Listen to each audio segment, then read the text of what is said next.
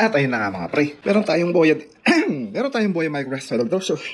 Meron tayong Boya wireless microphone dito. Ayan. At ito yung laman niyan mga pre. So iniisip ko kung mag-work siya dito. Lalagyan natin sa helmet. Yeah, pahiram. Excuse me. Ay naku, nag-inat pa. Dali lang. So ayan, yung receiver lagay natin dito mga pre. Ayan, okay na yan. Tapos itong transmitter na to, isasaksak natin sa GoPro. Yan, tignan natin kung mag-work to. Naka-medium mode ako ng GoPro 8. Tapos, 3.5 yung socket ko. So, try na natin. Let's go. Hindi ko lang alam kung magana yung mic.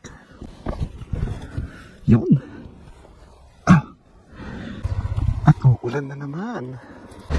Hindi na lang tayo ng spaghetti sa tindahan na nga, pre. Ayan.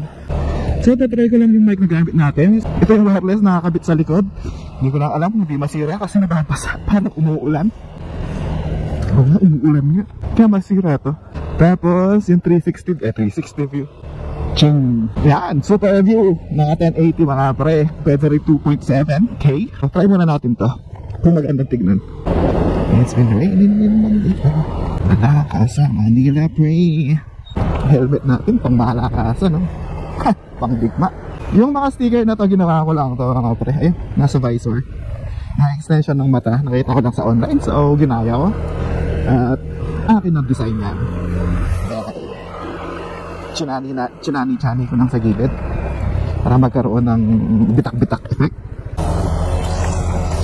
At yes, naka ARPA 11 tayo mga pre. ARPA 11 yan.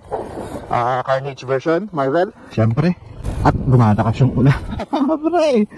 So yun, tanggalin ko muna yung camera. Baka may-ari tayo dito. Kadiwa, kanan, back mode. Hindi ko nakikita yung dadaanan ko. At yan.